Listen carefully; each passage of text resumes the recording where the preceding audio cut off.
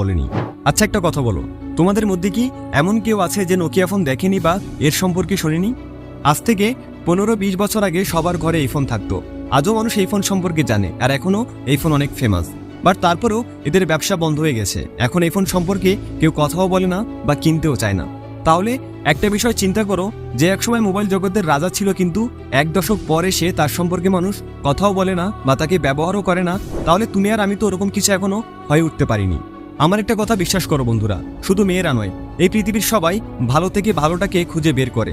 তাহলে যদি জীবনটাকে সুখ শান্তি এবং ভালোভাবে কাটাতে চাও, তাহলে আজ থেকেই নিজেকে পরিবর্তন করতে শুরু করো।